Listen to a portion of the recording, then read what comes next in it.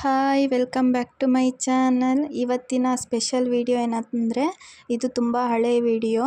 ನಾನು ಸುಮಾರು ಒಂದು 6 kg ಮಟನ್ನಲ್ಲಿ 35ರಿಂದ 40 ಜನಕ್ಕಾಗುವಷ್ಟು ಸಾಂಬಾರು ಮಾಡಿದ್ದೆ. ಒಂದು ಫಂಕ್ಷನಿಗೋಸ್ಕರ ಮಾಡಿದ್ದಿದ್ದು.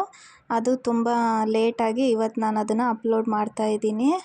ಹಾಗೆ ಫುಲ್ ಕ್ಲಿಯರ್ ಆಗಿಲ್ಲ, ಸ್ವಲ್ಪನೇ ಇದೆ. ಬಟ್ ನಾನು ನಿಮಗೆ ಯಾವ ಥರ ಮಸಾಲೆ ಹಾಕ್ಕೋಬೇಕು ಅಂತ ಹೇಳಿ ಫುಲ್ ಡೀಟೇಲ್ಸ್ ಆಗಿ ಹೇಳ್ತೀನಿ.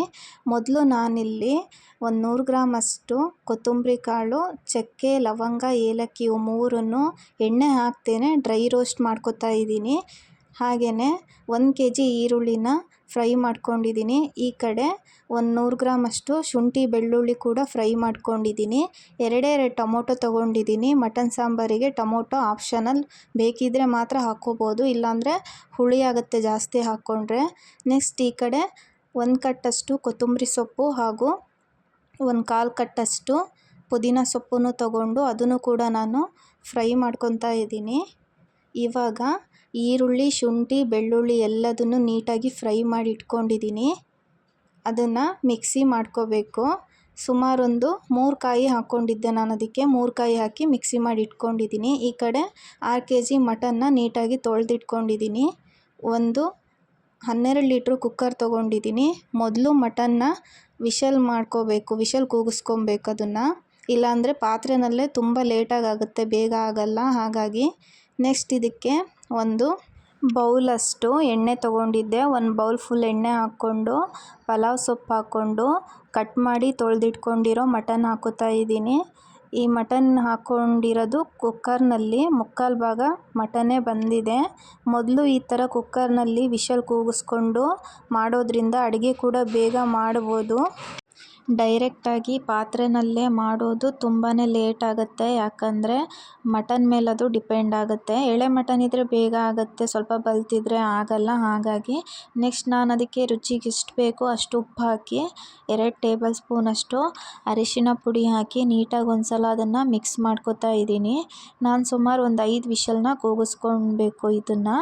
ಹಾಗೆಯೇ ನೀವು ಯಾವ ಥರ ಮಟನ್ ತೊಗೊಂಡಿದ್ದೀರೋ ಅದ್ರ ಮೇಲೆ ವಿಷಲ್ ಕೂಗಿಸ್ಕೊಬೇಕಾಗತ್ತೆ.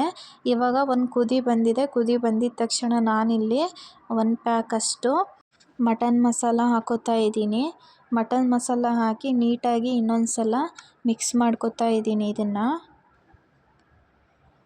ನೀಟಾಗಿ ಒಂದು ಸಲ ಮಿಕ್ಸ್ ಮಾಡಿಕೊಂಡು ಇನ್ನೊಂದು ಸಲ ಕುದಿ ಬಂದಮೇಲೆ ಇದನ್ನು ನಾನು 5 ವಿಷಲ್ ಕೂಗಿಸ್ಕೊಂಡಿದ್ದೀನಿ. ಹಾಗೆಯೇ 3 ಕಾಯಿ ಹಾಕಿದ್ನಲ್ಲ, ಅದಕ್ಕೆ ಖಾರದ ಪುಡಿ ಕೂಡ ಖಾರಕ್ಕೆ ಎಷ್ಟು ಬೇಕೋ ಅಷ್ಟು ಹಾಕ್ಕೋಬೇಕು. ನಾನು ಖಾರದ ಪುಡಿ ಹಾಕಿ ಮಿಕ್ಸಿ ಎಲ್ಲ ರೆಡಿ ಮಾಡಿ ಇಟ್ಕೊಂಡಿದ್ದೆ. ಇದು ಒಂದು ಫಂಕ್ಷನಿಗೋಸ್ಕರ ಮಾಡಿರೋ ವಿಡಿಯೋ. ಇವಾಗ ನಾನು ಅದನ್ನು ಕುಕ್ಕರ್ ವಿಷಲ್ ಮುಚ್ಚಿ ಒಂದು 5 ವಿಷಲ್ ಕೂಗಿಸ್ಕೊತಾ ಇದ್ದೀನಿ. ನೆಕ್ಸ್ಟ್ ಈ ಕಡೆ ಇನ್ನೊಂದು ದೊಡ್ಡ ಪಾತ್ರೆ ತೊಗೊಂಡಿದ್ದೀನಿ. ಅದಕ್ಕೆ ಎಣ್ಣೆ ಹಾಕಿ ಈರುಳ್ಳಿ ಹಾಕಿ ಅದನ್ನು ಚೆನ್ನಾಗಿ ಫ್ರೈ ಮಾಡ್ಕೊತಾ ಇದ್ದೀನಿ ಒಗ್ಗರಣೆಗೋಸ್ಕರ.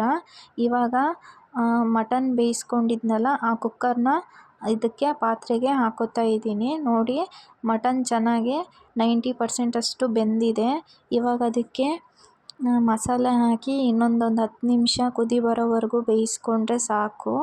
ಇವಾಗ ನಾನು ಅದಕ್ಕೆ ರುಬ್ಕೊಂಡಿರೋ ಮಸಾಲೆ ಎಲ್ಲ ಹಾಕ್ಕೊಂಡು ನೀಟಾಗಿ ಒಂದು ಸಲ ಮಿಕ್ಸ್ ಮಾಡ್ಕೊತಾ ಇದ್ದೀನಿ. ಇಷ್ಟೇ. ಇವಾಗ ಇದು ಚೆನ್ನಾಗಿ ಕುದಿ ಬಂದರೆ ಮಟನ್ ಸಾಂಬಾರು ರೆಡಿ ಆಗುತ್ತೆ. ಈ ಥರ ಮಾಡೋದ್ರಿಂದ ತುಂಬ ಬೇಗನೆ ಮಾಡ್ಬೋದು, ಎಷ್ಟು ಜನಕ್ಕೆ ಬೇಕಾದರೂ ಹೀಗೆ ಅಡುಗೆ ಮಾಡ್ಬೋದು. ನೀವು ಇದೇ ಥರ ಒಂದು ಸಲ ಟ್ರೈ ಮಾಡಿ, ತುಂಬಾ ಈಸಿ ಆಗುತ್ತೆ. ಹಾಗೆಯೇ ತುಂಬ ಕೂಡ ಸಾಂಬಾರು ಟೇಸ್ಟ್ ಕೂಡ ಚೆನ್ನಾಗೇ ಬಂದಿತ್ತು. ಈ ವಿಡಿಯೋ ನಿಮಗೆ ಇಷ್ಟ ಆಗಿದ್ದರೆ ನೀವು ಒಂದು ಸಲ ಟ್ರೈ ಮಾಡಿ, ಹಾಗೂ ಲೈಕ್ ಮಾಡಿ, ಶೇರ್ ಮಾಡಿ, ಪ್ಲೀಸ್ ಸಬ್ಸ್ಕ್ರೈಬ್ ಮಾಡಿ. Thank you.